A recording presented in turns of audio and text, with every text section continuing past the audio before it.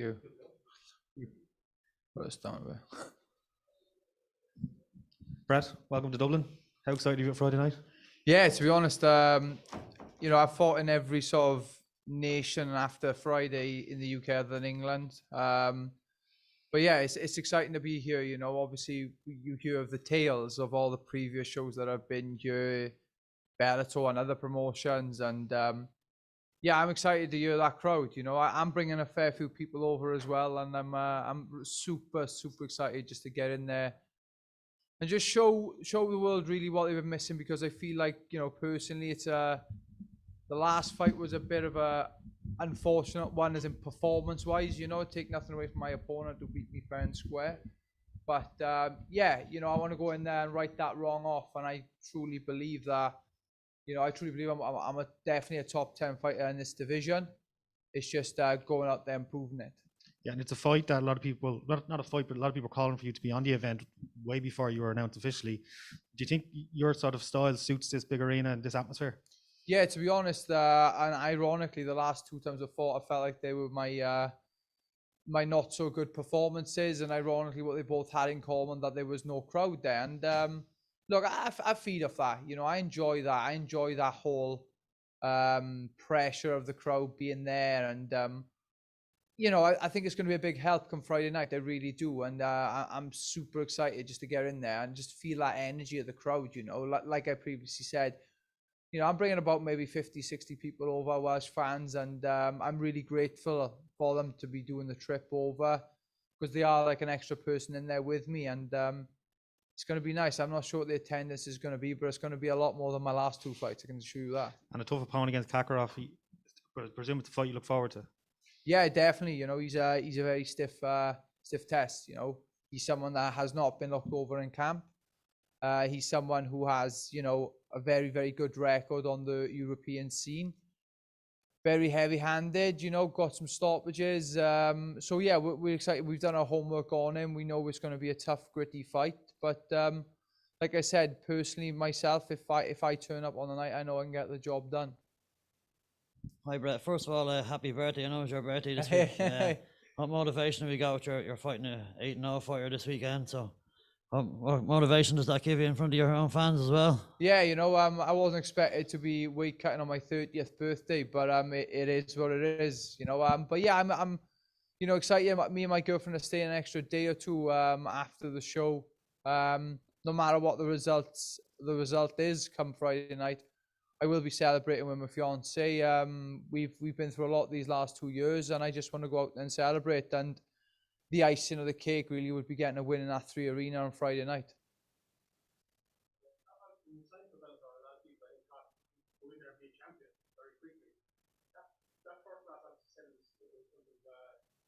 Sorry, in front of no fans.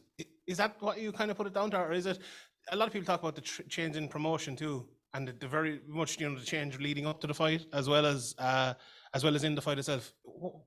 You know, reflecting on that first Bellator fight, what do you think? Yeah, no, I to be honest, I'm open as a book on the last Bellator fight. I really am. You know, there was a few things that I personally didn't camp. There was nothing so much with the promotion that was different. I didn't feel no, you know, obviously the only pressure was changing over and being this fighter that was in the UFC on a 2-fight win streak and coming in and being this sort of big name in the promotion.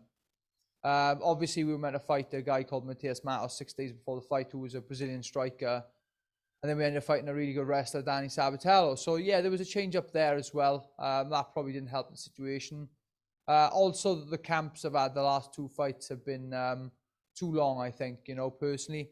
I think for both fights, they were roughly about 16 weeks. This one, we cut it down to 8 weeks, but then we got COVID for the first week, and then we got staff for the second week. So this, in theory, this should have been a really bad camp, but it hasn't been. It's been a good camp, and like I said, there's no excuses come Friday. There isn't. The first 2 weeks of this camp, if anything, has done me favors. I'm a fighter who always trains and never take much time away from the gym. So I feel like particularly now we found a little niche there with the amount of time, the amount of weeks I train in camp.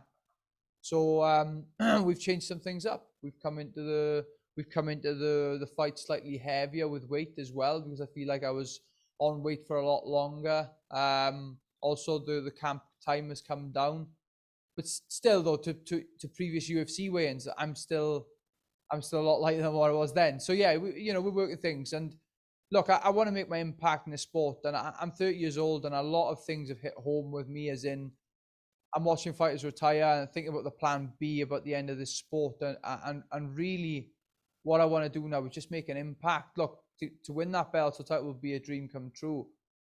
But my biggest plan, I think, is just to become a legend in Welsh MMA, in British MMA, and in European MMA. That's what I want to do. And look, Friday night's just another step towards that direction. A loss on Friday is going to be a bit of a stinger, but like I said, this sport's been my whole life, and I dedicate to my life. And even after my days are over with, I'm going to be involved in this sport for a very long time. You mentioned Welsh MMA there, and I was actually speaking to Oban Elliott last night, and he was saying there's going to be a good crowd coming over, and obviously with Jack Shore and Pedersen on the car as well. It could be a really big time, isn't it, for Welsh MMA? Are you looking to kind of start that off this year, especially as well, and over the next few years? There's so many contenders, I suppose, on Welsh MMA emerging at the moment. 100%, and I'm so fortunate. I'm so lucky to have two coaches there who not only care for me in the gym, but care outside the gym. People don't understand the sort of talking about taxes, talking about all these different things that a fighter has to go through behind the scenes that people don't get to see. And I got two guys in the gym there who really look out for me and really have my best interest at heart. And honestly, I love the guys to bits. Not only do they help me out personally, they help the gym out. You've got Shaw MMA with Carl Parker and Richard Shaw, the top coaches, guys that have been at this level for a very long time. And to be with them guys now for the last 2 years has really changed my game up. Obviously, skill-wise, I'm a better fighter. Physically, I'm a better fighter. But I love the game more now, being around them people. And it's a big step in the right direction. And we've got some really good talent coming through. I get to train with Jack on a daily basis, and honestly, Jack's a great guy, and honestly, I think he can go definitely into this top 5 in the next 2 years in the UFC, and to be a part of his camp as well as his dream come true. Look, I'm hoping, like I said, my fingers aren't crossed. If you know me and seen the fights I'm in, I leave with a few cuts and bruises, but ideally, I like to go on the Friday, get the win, then go straight over to the back home. Celebrate my missus on the weekend. Go straight back home and help out Tank to get him to his fight week. But we're all a team down in Shaw MMA. Last one for me. Obviously, the tournament is in your weight class coming up, and you didn't make it the same for Brian Moore and Lugo, and obviously your opponent as well coming into the weekend. It feels like there might be a little bit of a mini tournament to fight the winner of the big tournament maybe next year. Is that your goal over the next year? Win all the fights and put yourself in place to be the next guy to fight for a title when the tournament's over? 100%. That the goal is to be the champ. I wouldn't be in this promotion if I felt like I was just making up numbers. I want to make an impact in this division. I want to get a big win, and Friday night is the first steps of putting that onto place. Are you happier with Bellator or the UFC? Yeah, no, like I said, I'm happy at Bellator. At the end of the day, I wouldn't have moved over here if I weren't happy. But the guys here have treated me fantastic. Even after the last fight, I was very bitter leaving the Mohegan Sun after the performance. But as a whole, Bellator have really looked after me, and I'm very grateful. And like I said in previous interviews, if this is my home to the finish, so be it. I'm a happy man, and I just want to continue on this journey with them. We were talking about Welsh MMA there. Of course, it's been a while since we've seen like a big show. Did you watch the Liam Williams and the Chris Eubank boxing match? And did that make you think we need to get Bellator back over there? 100%. Look, I've got a little bit of an agenda while I'm here, and that was to kind of push for a Welsh show. And we've had major organisations hit England, Scotland, Northern Ireland. We never had it come to Wales, and that would be a bit of another sort of bit of a bucket list thing for me to do, is to try and be the man who tries to bring a major promotion into Wales. We've got some venues there that's able to do it, as you've seen the Motorpoint Arena in Cardiff with Liam Williams versus Eubank. Like I said, we've got the places. We just need the talent, and even outside the UFC on the regional circuit, we've got some boys there who can represent us very well. Like I said previously, we've got loads of fighters now. We've got loads of fighters. It's just giving them the opportunities that they deserve. And yeah, we can definitely look at doing a show in Wales. That's for sure.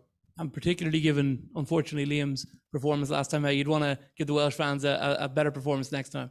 100%. You know, that venue is a big deal to me. That the Motorpoint Arena has some personal history for me. You know, I won my Cage Warriors World title in that same venue. You know, so yeah, it's in fact, I've never lost in that venue. I think I fought there twice and I lost in that venue. And to have Bellator there and fight there and have me involved in some way would be fantastic. And yeah, that's the plan. That is the plan, you know. And I'd like to be the guy. We've got some amazing representatives, as you said earlier. Scott Patterson's on the card. We've got Liu Long. We've got Bobby Pallet, you know. And like I said, we've got some great guys. And outside of that, people like Josh Reed, Crazy Horse, who's a very big name in Cage Warriors. Crazy Horse would come over and he'd give Bellator a run for their money, definitely, for sure. You said that you were suffering with staph and COVID. Has there been any long-term effects to that with your camp or anything like that? Nothing at all. You know, personally, like I said, we've got the right guys in place who look at this stuff and see it, and we sorted it out before it became a big problem. You know, yeah, it was a problem. It was a week off training because we had to sort it out with the antibiotics and also the COVID the week before. It kind of all came the same time. But the COVID kind of went and the staff kind of stayed there. So, but it's okay. Like I said, you know, I've got a nice little scar there, but it is what it is. These things happen in the sport, you know, and unfortunately it caught me out this time. You know, it's not a very popular thing in our gym, but you know, it did catch me out. And yeah, look, at the end of the day, I'm fine. It's, you know, it's like I said, it's not going to be an excuse. I'm ready for this fight. If I felt like I wasn't ready, I wouldn't be standing here and I would have changed the date. But I'm confident, I'm ready, I'm fit, and ready to go. I want to do a couple on the Zoom here. Kobe, go ahead. Hi, Brett. Kobe from Pro Sports Podcasters in Canada. Nice to meet you. Nice to meet you too. Now, you're fighting an undefeated opponent. You know what that's like. You went 15-0 as a professional before you took your first loss. Do you think he's feeling a lot of additional pressure facing a veteran like yourself?